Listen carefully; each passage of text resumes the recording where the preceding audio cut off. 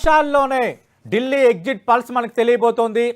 Exit polls సంబంధించి ఢిల్లీ ఎవరి పరం కాబోతోంది, అలాగే ఎగ్జిట్ పల్స్ సంబంధించి జాతీయ మీడియా ఛానళ్ళు అలాగే ఈ సర్వే సంస్థలు ఏం అంచనా వేస్తున్నాయి దానికి సంబంధించిన ఎక్స్క్లూజివ్ రిపోర్ట్ మీకు 10 టీవీ అందించబోతోంది. ఆల్రెడీ డిబేట్లో కంటిన్యూ అవుతున్నారు ప్రముఖ విశ్లేషకులు పెంటపాటి పుల్లారావు గారు, ప్రస్తుతం డిబేట్లో జాయిన్ అయ్యారు విశ్లేషకులు పాపారావు గారు. రైట్, పెంటపాటి పుల్లారావు గారు, మీరు అంటున్నారు కదా Aam Aadmi Party percentage of vote తగ్గొచ్చు అని, అది ఎవరికి అడ్వాంటేజ్ కావచ్చు? కాంగ్రెస్ పార్టీకి కొంత 9 నుంచి 10% వరకు పెరగొచ్చని కొందరు అంచనా వేస్తున్నారు. అది దాని ఇంపాక్ట్ ఎలా ఉండొచ్చు? నేను పెరిగితే బీజేపీకి పెరుగుతుంది, కాంగ్రెస్కి అంత పెరగదు అనుకుంటున్నా. ఎంత ప్రయత్నం చేసినా ఏదో ప్రయత్నాలు చేశారు. ఆమ్ ఆద్మీ పార్టీ నుంచి కాంగ్రెస్ పార్టీకి వేశారంటే అవ్వచ్చు, కానీ బీజేపీకి బెనిఫిట్ వస్తుంది. ఆమ్ ఆద్మీ పార్టీ ఓటు తగ్గి కాంగ్రెస్ పార్టీకి వెళ్ళినా బీజేపీకి బెనిఫిట్. ఆమ్ ఆద్మీ పార్టీ ఓటు తగ్గి బీజేపీకి వస్తే బీజేపీకి బెనిఫిట్, కానీ తగ్గి కాంగ్రెస్కి వెళ్ళినా చాలు బీజేపీ. ఒక 5% ఓట్లు ఆమ్ ఆద్మీ పార్టీ కాంగ్రెస్కి వెళ్ళిపోతే చాలా వరకు ఆమ్ ఆద్మీ పార్టీ ఫినిష్ అయిపోతారు. చాలా తగ్గిన నియోజకవర్గాలు 30-40 ఉన్నాయి. అందువల్ల ఒకటండి సతీష్ గారు, 2020లో వేసిన ఓటర్లు 2025లో లేరు, మారిపోయారు. ఒక 20% ఓట్లరు కొత్త ఓటర్లు ఉన్నారు. ఢిల్లీలో డైలీ కొత్త ఓటర్లు, భారతదేశం అన్ని చోట్ల నుంచి కొత్త మైగ్రెంట్స్ ఉన్నారు ఢిల్లీకి. సో కొత్త వాళ్ళు ఓటర్స్ ఉన్నారు, యంగ్స్టర్స్ వస్తున్నారు. కాబట్టి 2020 ఓటింగ్ లిస్ట్ వేరు, 2025 ఓటింగ్ లిస్ట్ వేరు. తర్వాత మైండ్ సెట్ కూడా మారి ఉంటుంది. 5 సంవత్సరాలు బీజేపీకి వేసిన వాళ్ళు పార్లమెంట్కి మనం వీళ్ళకే వేద్దామా, ఎంతవరకు మారారో సైకలాజికల్ గా మనకు తెలియదు. కానీ మిడిల్ క్లాస్ లో పెద్ద మార్పు వచ్చింది అంటున్నారు. ఒక 6 నిమిషాల్లో వచ్చే రిజల్ట్ తప్పు అయితే నేను తప్పు అవుతా, కానీ మిడిల్ క్లాసెస్ లో ఊరికనే వాళ్ళకి ఏం ఉచితాలు ఇచ్చింది లేదు. బీజేపీ ఇప్పుడు ఎక్కడ ఇవ్వట్లేదు మిడిల్ క్లాస్ కి, ఆమ్ ఆద్మీ పార్టీ కూడా ఇవ్వలేదు, కానీ ఓటేస్తా వచ్చారు. బీజేపీకి మిడిల్ క్లాస్ ఓటేస్తున్నారు, ఆమ్ ఆద్మీ పార్టీకి అసెంబ్లీలో వేశారు. అది మార్పు వచ్చింది. ఆమ్ ఆద్మీ పార్టీ మీద కొద్దిగా డిసప్పాయింట్ అవ్వారు, అది మాత్రం వచ్చింది. అది మనకి ఫ్యూ మినిట్స్ లో ఆ పొజిషన్ మనకు తెలిసిపోతాయి. రైట్, పెంటపాటి పుల్లారావు గారు, ఆల్రెడీ కొన్ని ఎగ్జిట్ పోల్స్ వస్తున్నాయి. ఆల్రెడీ 1 or 2 ఎగ్జిట్ పోల్స్ కూడా ఆల్రెడీ వచ్చేసాయి, మనం చూడొచ్చు 10 టీవీ స్క్రీన్ పైన. ఢిల్లీకి సంబంధించి మ్యాట్రిక్స్ సంస్థ చేసిన ఎగ్జిట్ పోల్స్లో ఆమ్ ఆద్మీ పార్టీ 32 నుంచి 37 స్థానాలు, భారతీయ జనతా పార్టీ 35 నుంచి 40 స్థానాలు, కాంగ్రెస్కి 1 స్థానం దక్కే ఛాన్స్ ఉందని అంచనా వేసింది. అంటే ఇక్కడ ఆమ్ ఆద్మీ పార్టీకి భారతీయ జనతా పార్టీకి ఇద్దరికి కొంత ఛాన్స్ ఉందన్న వాతావరణం మ్యాట్రిక్స్ అంచనా వేస్తోంది. బట్ ఇక్కడ మనం చూస్తే పీపుల్స్ పల్స్ విషయానికి వస్తే మాత్రం స్ట్రైట్గా మళ్ళీ ఆమ్ ఆద్మీ పార్టీ గెలుచుకోబోతుందన్న అంచనాను పీపుల్స్ పల్స్ వేస్తోంది. 51 నుంచి 60 స్థానాలు ఆమ్ ఆద్మీ పార్టీకి తిరిగి దక్కబోతున్నాయని పీపుల్స్ పల్స్ అంచనా వేస్తోంది. భారతీయ జనతా పార్టీ 10 నుంచి 19 స్థానాలకే పరిమితం కావచ్చు అంటుంది. ఇక్కడ చాలా ఇంట్రెస్టింగ్గా మనం చూడొచ్చు, ఇప్పటి వరకు 2 సంస్థలు ఎగ్జిట్ పల్స్ వస్తే ఆమ్ ఆద్మీ పార్టీ ఓడిపోయే పరిస్థితుల్లో ఉంది అని ఏ సంస్థ అంచనా వేయలేదు 2 సంస్థలకు సంబంధించి. ఎందుకంటే ఢిల్లీలో మ్యాజిక్ ఫిగర్ ఇస్ 36, అంటే 36, 70 అసెంబ్లీ స్థానాలు ఉన్న ఢిల్లీలో 36 అనేది మ్యాజిక్ ఫిగర్. కాబట్టి మ్యాట్రిక్స్ సంస్థ 32 నుంచి 37 స్థానాలు దక్కే అవకాశం ఉందని అంచనా వేస్తోంది. పీపుల్స్ పల్స్ మాత్రం 51 నుంచి 60 వచ్చే అవకాశాలు ఉన్నాయంటున్నారు. పీపుల్స్ పల్స్ ప్రతినిధి మీడియాతో మాట్లాడుతున్నారు, ఒకసారి లైవ్లో చూద్దాం. రావట్లేదు, ప్రధానంగా ఫైట్ కూడా ఈ 2 పార్టీల మధ్య ఉంది. మనకు మేల్ ఫిమేల్ ఓటింగ్ ప్యాటర్న్ చూస్తే మేల్ వచ్చేటప్పటికే 17 to 18% బీజేపీకి మొగ్గు కనిపిస్తుంది మేల్ ఓటింగ్లో. ఫిమేల్ ఓటింగ్లో వచ్చేటప్పటికే 8% ఆపు కనిపిస్తుంది.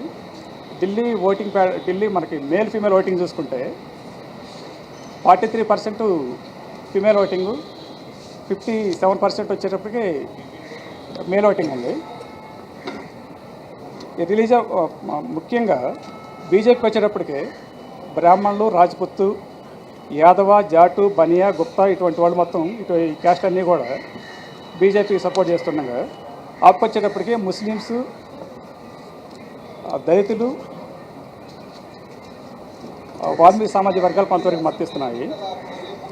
Middle class, above middle class, rich people అంతా కూడా బీజేపీకి సపోర్ట్ చేస్తుంటే పూర్ పీపుల్లో వచ్చేటప్పటికి ఆపుకి సపోర్ట్ చేస్తున్నారు. ముఖ్యంగా ఆపు ఇంత కనుగొట్టడానికి కారణం వచ్చేసి ఆపు 2015 నుంచి 2020 మధ్యలో అనేక కార్యక్రమాలు తీసుకుంది. దాంతో 2020లో మంచి మెజార్టీతో ఆపు గెలుపడం జరిగింది. తర్వాత 2020 తర్వాత వచ్చేసి కొత్తగా పెట్టిన పథకాలు కానీ ఏమీ లేకపోవడంతో పాటు స్టేటు సెంట్రల్ గొడవ ఇష్యూల వల్ల కూడా కొంత ప్రజలంతా కూడా డబుల్ ఇంజిన్ అయితే ఈ గొడవ అంతా ఉండదు కదా అనే స్టేజ్కి వచ్చారు.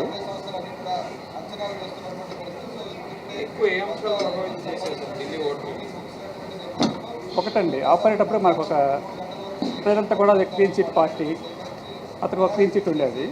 అటువంటిది ఇప్పుడు ఎప్పుడైతే ఈ లిక్క ఆరోపణలు ఇవన్నీ వచ్చిన తర్వాత అది కూడా ఒక మామూలు నార్మల్ పార్టీగానే చూస్తున్నారు. రైట్. పాపారావు గారు, మీ అంచనా ఏంటి సార్? ఎగ్జిట్ పోల్స్ సంబంధించి ఆల్రెడీ ఒక 2 సంస్థలు వస్తే కొంత ఆమ్ ఆద్మీ పార్టీకి మొగ్గు చూపుతున్నాయి. మరో సంస్థ ఆమ్ ఆద్మీ పార్టీ, భారతీయ జనతా పార్టీకి ఇద్దరు పోటీ పడుతున్నారు అంటున్నారు. ఈసారి భారతీయ జనతా పార్టీ ఎక్కువగా కాన్సన్ట్రేషన్ చేసింది. మరి ఆమ్ ఆద్మీ పార్టీకి తిరిగి ఛాన్స్ దక్కే అవకాశం ఏమైనా ఉందా? కాంగ్రెస్ ఒంటరిగా పోటీ చేయడం ఇంపాక్ట్ ఎలా ఉండబోతుంది? కాంగ్రెస్ పార్టీ చీలుస్తుంది అనేది ఒక జనరల్ అభిప్రాయం. దానివల్ల ఆమ్ ఆద్మీ పార్టీ నష్టపోతుందని. కానీ Delhi voter being very intelligent, concentrated voter, conscious voter, very intelligent voter, Congress party పాత్రని అర్థం చేసుకోగల ఓటరు, అది గెలవదని అర్థమైనటువంటి ఓటరు. ముఖ్యంగా ముస్లిమ్స్ విషయానికి వస్తే వాళ్ళు స్ట్రాటజిక్ గా ఓటేసేది. గత అనేక సంవత్సరాలుగా చాలా రాష్ట్రాలలో వాళ్ళు స్ట్రాటజిక్ ఓటింగ్, అంటే ఎవరు గెలుస్తారో వాళ్ళకి వేయటం ఓటు, యాంటీ బీజేపీ ఎవరు గెలుస్తారో వాళ్ళకి వేయటం అనేది ఒక వ్యూహంగా చేస్తున్నారు. కాబట్టి అదొకటి. అలాగే సిక్కులకు వస్తే జనరల్ గా యాంటీ కాంగ్రెస్ ఇది. కొంత ఇందిరాగాంధీ హత్యానంతరం జరిగిన పరిణామాల్లో ఒక యాంటీ కాంగ్రెస్ ఇది ఉంటుంది. వాళ్ళు రైతుల ఉద్యమాల దృష్ట్యా వాళ్ళు బీజేపీకి కూడా అనుకూలంగా ఉండే అవకాశం లేదు. కాబట్టి ఆ ఓటు కన్సాలిడేటెడ్ గా ఇటు ఉండే అవకాశం అంతవరకే. మిగతా అన్ని కులాల పరంగా చూసుకుంటే, మతాల పరంగా, కులాల పరంగా చూసుకుంటే పలానా కులం పలానా పార్టీకి ఉంటుందని అబ్సల్యూట్ గా చెప్పలేము. మెజారిటీ ఉండొచ్చు, ఆ కులంలోని మెజారిటీ ఉండొచ్చు, కానీ ఆ కులంలో పేదవాళ్ళు కూడా ఉంటారు కాబట్టి అది కొంత పోలరైజేషన్ వేరుగా ఉంటుంది. నేను అనుకోవటం with thin margin Aam Aadmi పార్టీకి అవకాశాలు ఉన్నాయి అనేది నా అంచనా. కాంగ్రెస్ పాత్ర ఏంటంటే అక్కడ ఆటలో అరటిపండి అంటారు కదా, అది అంతవరకే. ఖచ్చితంగా మనకు కనపడే రిజల్ట్ ఏంటంటే గెలిచేది ఆమ్ ఆద్మీ పార్టీ ఆ బీజేపీ అనేది కాసేపు మనం పక్కన పెడితే చర్చ విషయంలో పుల్లారావు గారికి బీజేపీ గెలుస్తూ అనిపించవచ్చు, నాకు ఆమ్ ఆద్మీ పార్టీ గెలుస్తూ అనిపించవచ్చు. అది కాసేపు పక్కన పెడితే కాంగ్రెస్ మాత్రం శూన్యం అవుద్ది. నామమాత్ర పర్ఫార్మెన్స్ అనేది ఖచ్చితంగా. ఎందుకంటే కాంగ్రెస్ పార్టీ ఇండియా కూటమిలోనే చాలా చెడ్డ పేరు మూట కట్టుకొని ఢిల్లీలో ఆమ్ ఆద్మీ పార్టీకి సపోర్ట్ ఇస్తున్న పార్టీలు, ఇండియా కూటమిలో చాలా పార్టీలు ఆమ్ ఆద్మీ పార్టీకి సపోర్ట్ ఇస్తున్నాయి. అది జూనియర్ పార్ట్నర్ ఒక రకంగా Aam Aadmi Party India national level India కూటమిలో. కానీ ఆమ్ ఆద్మీ పార్టీకి ఎక్కువ పార్టీలు, అన్ని పార్టీలు దరిదాపుగా ఇండియా కూటమిలో పార్టీలు మద్దతు ఇస్తున్నాయి. కాంగ్రెస్ పట్ల చాలా మందికి ఆగ్రహం ఉంది. అలాగే ప్రజల్లో ఉన్న ఆగ్రహమే ఈ పార్టీలో కూడా రిఫ్లెక్ట్ అవుతుంది. కాబట్టి కాంగ్రెస్ పార్టీ పాత్ర నెమ్మదిగా కుదించుకుపోతుంది. ఢిల్లీలో ఇట్ ఈస్ బీజేపీ వర్సెస్ ఆప్ అనేది ముందు కాలంలో కూడా ఇలాగే ఉంటుంది. అంటే పాపారావు గారు, నేను మీకు ప్రశ్న అడిగే సమయానికి వచ్చిన 2 సర్వే సంస్థల్లో కొంత ఒకటి ఆమ్ ఆద్మీ పార్టీకి తిరగలేదని పీపుల్స్ పల్స్ చెప్తే, మరో సంస్థ కొంత ఛాన్స్ ఉందని చెప్పారు. బట్ వేరే ఇప్పుడు లేటెస్ట్గా వచ్చిన చాణక్య మనం చూస్తే, చాణక్య పీపుల్స్ పల్స్ చూస్తే పోల్స్ పల్స్ ఆమ్ ఆద్మీ పార్టీకి 25 నుంచి 38 రావచ్చు. బట్ భారతీయ జనతా పార్టీకి 39 నుంచి 44 రావచ్చు. కాంగ్రెస్ 3 నుంచి 4 స్థానాలకు పరిమితం అవ్వచ్చు అన్న అంచనా వేస్తోంది. రిపబ్లిక్ మార్క్ చూస్తే ఆమ్ ఆద్మీ పార్టీ 21 నుంచి 31 స్థానాలకు, అలాగే భారతీయ జనతా పార్టీకి 39 నుంచి 49 స్థానాలు, కాంగ్రెస్కు 1 స్థానానికి పరిమితమయ్యే ఛాన్స్ ఉందంటున్నారు. అంటే ఇక్కడ చాణక్య కానీ, రిపబ్లిక్ మార్క్ కానీ భారతీయ జనతా పార్టీ ఈసారి ఢిల్లీ దక్కించుకోకపోతుందని అంచనా వేస్తున్నాయి. దీనిపై ఏమంటారు? అవ్వచ్చు. అదే నేను అంటుంది ఏంటంటే, పుల్లారావు గారి అభిప్రాయం కూడా కొంత చెప్పలేమని అంటానే ఆయన కూడా అదే అన్నారు. అదే సమయంలో నా అభిప్రాయం అయితే దానికి ఆపోజిట్ అభిప్రాయం. నేను కూడా చెప్పలేదని అంటున్నాను. కానీ ఏంటంటే నేను బలంగా నమ్ముతున్నాను. నేను దాన్ని తిరిగా నమ్మటం లేదు. ఎందుకంటే ఇంత వైప్ అవుట్ అవటం అనేది ఉండదు. ఆమ్ ఆద్మీ పార్టీ మీద కేసు పెట్టగలిగారు, ఏది మన లిక్కర్ స్కామ్ పెట్టగలిగారు కేసు, రకరకాల ఆరోపణలు చేశారు, కానీ ఏది ఇంతవరకు అతికినట్లేదు. పైగా జైలుకు వెళ్ళిన ప్రతి సందర్భంలో జార్ఖండ్ లో కూడా ఆయన మళ్ళీ గెలిచారు. జార్ఖండ్ ముక్తి మోర్చా మళ్ళీ గెలుతూ వచ్చింది. కాబట్టి ఏంటంటే ఈయన కూడా ఢిల్లీకి వెళ్ళింది. ఖచ్చితంగా ఎంతో కొంత సానుభూతి ఉంటుంది తప్పితే ఇప్పుడు వీళ్ళు అనుకున్నట్లు ఏదో వీళ్ళు బురద చల్లంగానే ఆ బురద ఆయన కడుక్కుంటుంటే ఆయనకి ఏదో చెడుందని ప్రజలు అనుకుంటారని నేను అనుకోను. ఎందుకంటే అది లేదు. ఒకవేళ నిజంగా అవినీతి కేసులో జైలుకి వెళ్ళిన వాళ్ళ విషయంలో కూడా ఇది హెరాస్మెంట్ అనేది జనరల్గా వస్తుంది. కాబట్టి కేజ్రీవాల్ అరెస్ట్ వల్ల కేజ్రీవాల్కి ఏదో చెడ్డ పేరు వస్తుందని నేను అనుకోను. అరెస్ట్ అయిన వాళ్ళని ఈ రోజు మహానుభావులుగానే చూస్తున్నారు. ఎందుకంటే శత్రువులు వేధిస్తున్నారు వీళ్ళని, బాధపడుతున్నారు వీళ్ళని చూస్తున్నారు. పైగా మనీష్ సిసోడియా ఇంకా ఎక్కువ సార్ గుర్తుంది ప్రజల్లో నాకు తెలిసినంత వరకు. కాబట్టి ఏంటంటే వీళ్ళు గెలుస్తారు. నేను అనుకుంటా ఆమ్ ఆద్మీ పార్టీ ఖచ్చితంగా గెలుస్తుంది, సానుభూతి ఉంటుంది దాని పట్ల. చాలా నేరోగా గెలవచ్చు. బహుశా ఎందుకంటే లాస్ట్ టైం 62 సీట్స్ గెలుచుకున్నారు వీళ్ళు. ఈసారి పోలింగ్ పర్సెంటేజ్ పెరిగింది, దాన్ని బట్టి ఏదో యాంటీ ఇన్కంబెన్సీ ఉందని చెబుతున్నారు. కానీ బహుశా ఈ అరెస్టులు ఈ వేధింపుల వల్ల కూడా పెరిగి ఉండొచ్చు, దానికి కూడా అవకాశం ఉంది కదా పోలింగ్ పర్సెంటేజ్ పెరగడానికి, దాని వల్ల కూడా జరగచ్చు. అయితే నాకు కొంచెం పాజిటివ్ సిగ్నల్ గా ఢిల్లీలో కనపడుతుంది. కాంగ్రెస్ పార్టీని అందరూ డిస్కౌంట్ చేస్తున్నారు ఎగ్జిట్ పోల్స్ లో, కాబట్టి చాలా వ్యూహాత్మకంగా ఢిల్లీ ఓటర్లు ఓట్ చేశారు అనుకుంటారు. నేను రైట్. పాపారావు గారు, మరో 2 సంస్థలు వచ్చాయి, peoples insight and poll diary. ఇక్కడ భారతీయ జనతా పార్టీకి ఛాన్స్ ఉన్నాయని చెప్తున్నారు. అలాగే ఇందాక పీపుల్స్ పల్స్ కూడా భారతీయ జనతా పార్టీకి ఛాన్స్ ఉన్నాయి. అంటే మెజార్టీ సంస్థలు భారతీయ జనతా పార్టీ ఢిల్లీ పీఠం దక్కించుకోవచ్చు అంటున్నారు. పెంటపాటి పుల్లారావు గారు, మరి ఈ సంస్థల పల్స్ నిజం కాబోతుందా? మీ అంచనా ఏంటి? మెజార్టీ సంస్థలు భారతీయ జనతా పార్టీ వైపు మొగ్గు చూపుతున్నాయి. ఇదేనంతా పాపారావు గారు చెప్పిందంతా విన్నాను, లాజికల్ గా ఉన్నది. కానీ ఒకటి ఏంటంటే పల్స్ ఈ పోల్ సర్వే రాగానే ఏ సర్వే కూడా 35 సీట్లు దాటుతాది, 35 దాటుతాదని ఆమ్ ఆద్మీ పార్టీకి ఇవ్వలేదు. ఇందాక ఒక మాట చెప్పాను పాపారావు గారు, మీరు విన్నారో లేదో తెలియదు, మధ్య తరగతులు షిఫ్ట్ అవ్వేరా లేదా అంటే ఆమ్ ఆద్మీ పార్టీకి నాకు కనపడలేదు. వాళ్ళ కోపం వచ్చిందా, ఫెడప్ అయిపోయారని కొంతమంది అన్నారు. ఫెడప్ మనం ఏమి మనకి ఇవ్వకపోయినా మర్యాద అయినా ఇస్తే చాలు కదా అంటాం. ఆ మర్యాద కూడా మనకి ఇవ్వలేదు కేజ్రీవాల్ అని. ఇప్పుడు ఈ పోల్ సర్వేస్ బట్టి బీజేపీని ఆప్ చేయటం కష్టం. ఈ పోల్ సర్వేస్ బట్టి ఎంత అనుకున్నా దగ్గర అయిపోయింది, వస్తారు. మెజార్టీ సంస్థలో ఏదో ఒక సంస్థ కొంత అటు ఇటుగా ఇచ్చిన మెజార్టీ సంస్థ గతంలో ఢిల్లీలో ఆమ్ ఆద్మీ పార్టీ వస్తుందని అంచనా వేసిన సంస్థలు కూడా ఈసారి భారతీయ జనతా పార్టీ వస్తుందని చెప్తున్నాయి. ఇంకా అది కొంచెం పాపారావు గారికి మీకు వ్యతిరేకంగా చెప్తున్నట్టుగా ఉంటది, కానీ ఇంపాసిబుల్ గా నాకు కనపడుతుంది ఆమ్ ఆద్మీ పార్టీ పవర్ రావటం ఇంపాసిబుల్. ఎందుకంటే ఫిగర్స్ కొద్దిగా బలమైన ఫిగర్స్ నాకు కనపడట్లేదు. 35 నుంచి 40 అనేది ఎక్కడా లేదు, అన్ని 25 నుంచి 45 ఇలాగ వచ్చినాయి. కాబట్టి ఇంకా అది చాప్టర్ క్లోజ్ అయిపోయిందా నాకు చాలా విచారంతో అంటున్నా ఆ మాట. ఎందుకంటే కొత్త పాలిటిక్స్ తీసుకొచ్చాడు, ఆశించాం అందరం, కొత్త వాళ్ళని తీసుకొచ్చాడు, కొత్త పాలిటిక్స్ తీసుకొచ్చాడు, సామాన్యులను ఎమ్మెల్యేలు చేశాడు. ఆ చాప్టర్ క్లోజ్ అయిపోయిందా అయితే క్లోజ్ అయినట్టుగా కనపడుతుంది ఈ సర్వేస్ అన్ని. పెంటపాటి పుల్లారావు గారు, ఆల్రెడీ పంజాబ్ లో అధికారంలో ఉంది, హర్యానా, గుజరాత్, వాళ్ళ మరికొన్ని రాష్ట్రాల్లో కొంత అడుగు పెట్టింది ఆమ్ ఆద్మీ పార్టీ. అంటే ఒక ఢిల్లీ ఎన్నికల్లో ఓడిపోయినంత మాత్రాన్ని ఇంకా ఆమ్ ఆద్మీ చరిత్ర ముగిసినట్టేనా? ఫినిష్ మీ మాటకి ఇంకా మొదలే చెప్పేస్తా, పంజాబ్ గవర్నమెంట్ కూడా పడిపోతుంది ఇక్కడ ఓడిపోతే. ఎందుకంటే ఈయన టైట్ కంట్రోల్, ఒక డిక్టేటర్ మోడ్ లో ఉంటాడు. అధికారం ఉన్నంత కాలం చాలు, ఇక్కడే అధికారం పోయాక అక్కడ ఎందుకు వింటారు తన మాట, మన పని ఫినిష్ అని ఎవరి దారి మీద వాళ్ళు వెళ్ళిపోతారు. ఇక్కడ గవర్నమెంట్ పడిపోతే అందరికంటే గెయిన్ ఎవరికంటే కాంగ్రెస్ పార్టీకి. పంజాబ్ లో వాళ్ళే అపోజిషన్ పార్టీ. బీజేపీకి ఏదో చేతిలోకి గవర్నమెంట్ వస్తుంది, కానీ దీంతో తర్వాత ఏం చేసుకుంటారు? కేజ్రీవాల్ ఇక్కడ పోతే పంజాబ్ కూడా పోతాది, వీక్ అయిపోతారు, కేసులు పెడతారు, చాలా కష్ట రోజులు వస్తాయని ఓడిపోతానికి. సర్వేస్ బట్టి నేను చెప్తున్నాను, సర్వేస్ బట్టి ఆయన ఎలక్షన్ చాలా కష్టం, 35 దాటుతాం అనిపిస్తాం. తర్వాత రేపు మాపు పెట్టాక ఇచ్చేసాక ఏమన్నా అయిందంటే, మనం గత 2-3 ఎలక్షన్స్ లో ఈ ఎగ్జిట్ పోల్స్ చాలా తప్పులు కూడా వచ్చినాయి. కానీ ముందల నుంచి నెలలు బట్టి, 2 నెలలు బట్టి, 3 నెలలు బట్టి మధ్య తరగతులు 50% జనం ఉన్నారు ఢిల్లీలో. వ్యవసాయ కూలీలు ఎవరు లేరు కదా, ఫ్యాక్టరీ వర్కర్స్ లేరు కదా, అందరూ ఆ మధ్య తరగతి వాళ్ళు ఆమ్ ఆద్మీ పార్టీ మీద కొద్దిగా విసుకొచ్చిందా, ఫెడప్ అయిపోయారా, ఆ ఫీలింగ్ వచ్చింది. సో అది వస్తే ఇంక ఇతన్ని సేవ్ చేసేది ఎవరు లేరు, అది ప్రాబ్లం. రైట్. ప్రస్తుతం డిబేట్ లో జాయిన్ అవుతున్నారు పీపుల్స్ పల్స్ సంస్థ నుంచి మురళీకృష్ణ గారు. మురళీకృష్ణ గారు, ఈ సిగ్నిఫికెంట్ షిఫ్ట్కి కారణం ఏంటి? గతంలో ఆమ్ ఆద్మీ పార్టీ విజయం సాధించిన పరిస్థితుల్లో ఇప్పుడు భారతీయ జనతా పార్టీ వైపే దాదాపు మీతో పాటు అన్ని ఎగ్జిట్ పోల్ సంస్థలు మొగ్గు చూపుతున్నాయి. ఈ సడన్ షిఫ్ట్ కానీ సిగ్నిఫికెంట్ షిఫ్ట్కి కారణం ఏంటి?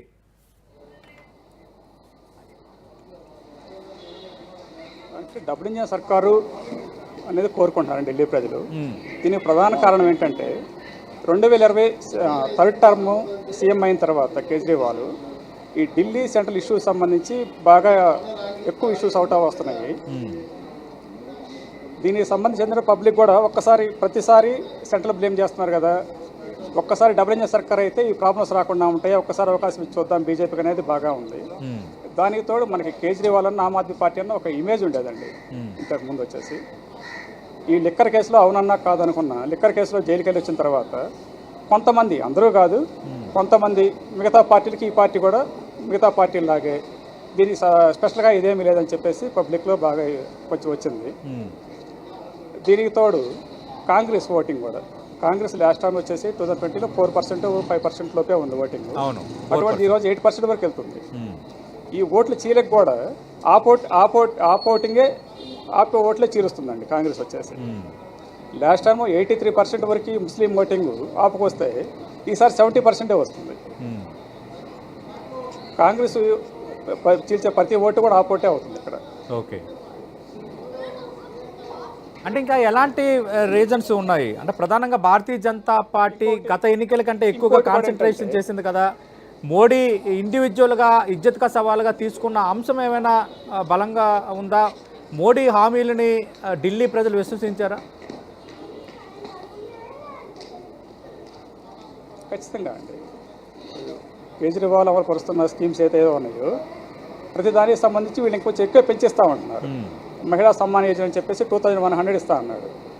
జస్ట్ ఎలక్షన్ ముందు అనౌన్స్ చేశారు. అదే సేమ్ స్కీమ్ కింద వాళ్ళు 2500 ఇస్తా ఉంటారు బీజేపీ వాళ్ళు కూడా. దీనికి తోడు మనకి కేజ్రీవాల్ గవర్నమెంట్ 2020 ముందే కొత్త స్కీమ్స్ అనౌన్స్ చేసింది, కానీ 2020 తర్వాత అవే కంటిన్యూ చేసిన కొత్త స్కీమ్స్ కానీ ఏమీ తేలేకపోయింది. ఇది కూడా ఏంటంటే కొంత దానికి డ్రాబ్యాక్ అవుతుందండి. ఓకే, వచ్చేసరికి మురళి గారు మీరు లైన్లోనే ఉండండి.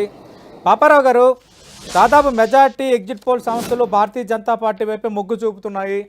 రెండోది, అంతకుముందు ఆమ్ ఆద్మీ పార్టీకి గత పాలనలో ఆమ్ ఆద్మీ పార్టీకి చాలా తేడా కొంత ఢిల్లీ ప్రజలు ఆలోచన చేశారు. అటు లిక్కర్ స్కామ్లో కేజ్రీవాల్ ఉండడం, జైలుకి వెళ్ళి రావటము, అలాగే మరికొంతమంది నేతలపైన మంత్రులపైన ఆరోపణలు వచ్చిన నేపథ్యంలో మిగతా పార్టీలాగా ఆమ్ ఆద్మీ కూడా అన్న ఒక భావన కూడా ప్రజల్లో ఉంది అన్నది పాయింట్ నెంబర్ 1. నెంబర్ 2, ఈసారి భారతీయ జనతా పార్టీ కాన్సన్ట్రేషన్ చేయటం, ఆమ్ ఆద్మీ పార్టీ ఇచ్చిన హామీలకు కౌంటర్గా మేము కొంత ఎక్కువ ఇస్తామని చెప్పటం, ఇవి కూడా కొంత బలంగా పనిచేశాయంటున్నారు. ఒప్పుకుంటారా? అంటే వాళ్ళ ట్రాక్ రికార్డ్ కూడా చూస్తారు. ఎవరే ఇప్పుడు ప్రతి వాళ్ళకి ఉన్న అభిప్రాయం ఏంటంటే పార్టీలు ఎన్నికల్లో వాగ్దానాలు చేస్తాయి, అమలు జరిపే వాళ్ళు కొంతమంది ఉంటారు, వాటిని నిలబెట్టుకునే వాళ్ళు, మిగతా వాళ్ళు వాటిని నిలబెట్టుకోరు.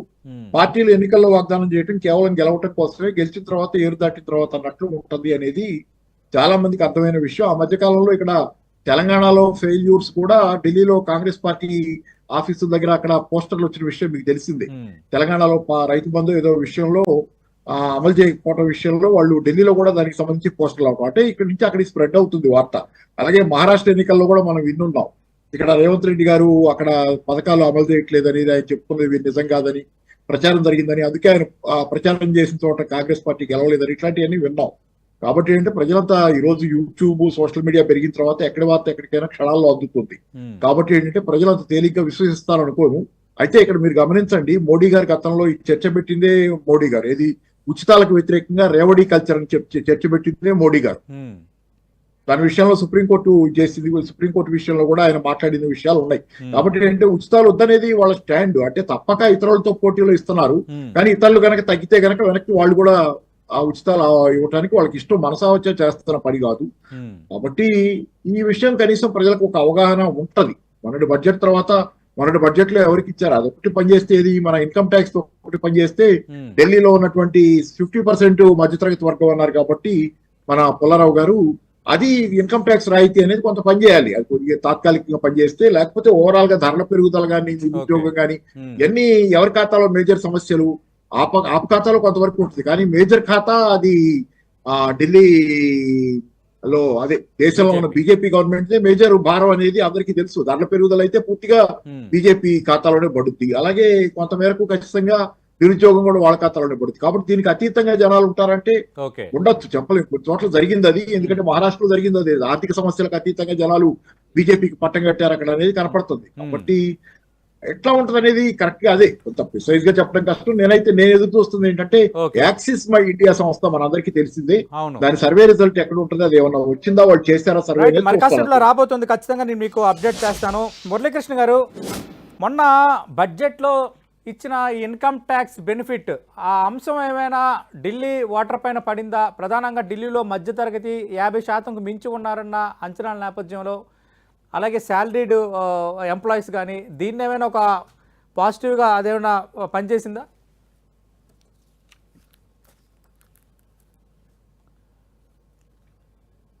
చేస్తూ వస్తున్న దాంట్లో బీజేపీ క్లియర్ కట్ ఎడ్జ్ కనిపిస్తూ వచ్చింది. దీంతో ఇంకొంచెం ఫేవర్గా వచ్చిందండి. క్లైమేట్ ఇంకొంచెం ఫేవర్ అయింది వీళ్ళకి. కొంతవరకు పనిచేసిందండి. ఇక్కడ ఏంటంటే middle class above middle class ఎక్కువ కాబట్టి అది కొంతవరకు ఇంకా ఫేవర్గా మారిందండి. అంటే మురళీకృష్ణ గారు, ఆమ్ ఆద్మీ పార్టీ పాలనలో విద్య, వైద్యం, మౌలిక సదుపాయాలు ఇవన్నీ కూడా, తాగునీరు అంటే ఇవన్నీ కూడా కొంత సిస్టమేటిక్గా జరిగాయి అన్న ఒక భావన కలిగింది, కొందరు మాట్లాడుకున్నారు.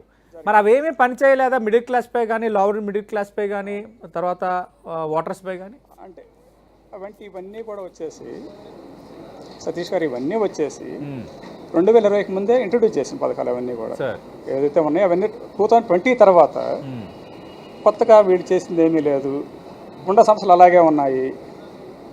తర్వాత ఈ సెంట్రల్ స్టేట్ గొడవలు కానీ ఇటువంటివి ఇప్పుడు మేజర్గా వచ్చేసి అవి ఓల్డ్ అయిపోయినాయండి. అవన్నీ చేశారు, అయిపోయింది. 2020 ఎలక్షన్స్లో వాళ్ళకి మంచి మ్యాండేట్ ఇచ్చారు, అక్కడితో అయిపోయింది. తర్వాత వచ్చేటప్పుడు ఇప్పుడు కొత్తగా ఏముందని చూస్తారు పబ్లిక్ వచ్చేసి. దీని తర్వాత ఎప్పుడైతే ఈ లిక్కర్ కేసు వచ్చిందో, ఇప్పుడు శైలా దీక్షిత్ కూడా అన్నిసార్లు వేసిన తర్వాత మనకి కామన్వెల్త్ కానీ ఇవన్నీ వచ్చిన తర్వాతే ఆమెకి మైనస్ స్టార్ట్ అయింది. అలాగే ఇక్కడ మనం అనుకున్నా కాకపోయినా ఈ లిక్కర్ కేసు అనేది వాళ్ళకి బాగా ప్రాబ్లం అయిందండి, బాగా మైనస్ చేసింది ఆప్కి. తర్వాత మిగతా పార్టీలాగే వేరే సీఎం చేసిన జైల్లో ఉండి ఆమె కూడా ప్రెస్ మీట్ పెట్టినా ఆయనకు సీట్ వేయడం పక్కన, మిగతా పార్టీలకి దీనికి ఎటువంటి డిఫరెన్స్ లేదు అనేది పబ్లిక్లో ఇదైందండి. అప్పటి వరకు కూడా ఒక క్లీన్ ఇమేజ్ ఉండేది ఆ పార్టీకి కానీ ఆ కేజ్రీవాల్కి కూడా. ఎప్పుడైతే ఇవంతా చూసిన తర్వాత సేమ్ పక్తు రాజకీయ పార్టీలా తయారైంది ఇది కూడా. దీనికి వేరే పార్టీకి ఇదేం లేదు. ప్రతిసారి ఏదైనా మంచి జరిగితే పబ్లిక్కి స్టేట్ గవర్నమెంట్, ఏదైనా జరగలేదంటే సెంట్రల్ గవర్నమెంట్ బ్లేమ్ చేస్తూ వస్తున్నారు. అది ఫస్ట్ కొంతవరకు ఓకే అనుకున్న పబ్లిక్, తర్వాత ఏ ఇష్యూ వచ్చినా సరే సెంట్రల్ గవర్నమెంట్ బ్లేమ్ చేస్తున్నారు. ఒక్కసారి డబుల్ ఇంజిన్ సర్కార్ ఇచ్చి చూద్దాము అనే దాంట్లో పబ్లిక్ మూడు కూడా వచ్చిందండి. ఓకే పాపారావు గారు, మన డిబేట్ అంటే ఈ స్లాట్ వర్క్ డిబేట్ మనం క్లోజ్ చేసే ముందు, అంటే మీ అభిప్రాయం మీకు ఉండొచ్చు, కానీ మెజార్టీ సంస్థలు భారతీయ జనతా పార్టీకి ఛాన్స్ దక్కొచ్చు అంటున్నాయి. డబుల్ ఇంజిన్ అంశాన్ని, అలాగే ఢిల్లీ వర్సెస్ కేంద్రం మధ్య జరిగిన కొంత కాన్ఫ్లిక్టు, లిక్కర్ స్కామ్, ఇవన్నీ కూడా కొంత ప్రజల్ని ఇంపాక్ట్ చేశాయని అంటున్నారు. ఒప్పుకుంటారా? అంటే ఎగ్జిట్ పోల్స్ ఇన్ని సంస్థలు ఇన్ని రకాలుగా, అంటే ఈ మెజారిటీ సంస్థలు అలా మాట్లాడి నిజమే, కానీ మెజారిటీ సంస్థలు అలా మాట్లాడిన అనేక సందర్భాలలో రాంగ్ గా రిజల్ట్స్ అవి అనుకున్నట్లు కాకుండా రిజల్ట్స్ వచ్చి మన కళ్ళ ముందు కనపడుతున్నాయి. కాబట్టి వాటిని సీరియస్ గా తీసుకోవాల్సిన అవసరం లేదు. మన అది ఒక బేస్ గా పెట్టుకొని అదొక ఫ్యాక్టర్. మనం అనలైజ్ చేయడానికి వాడుకునే వాటిల్లో ఎగ్జిట్ పోల్స్ ఒక ఫ్యాక్టర్.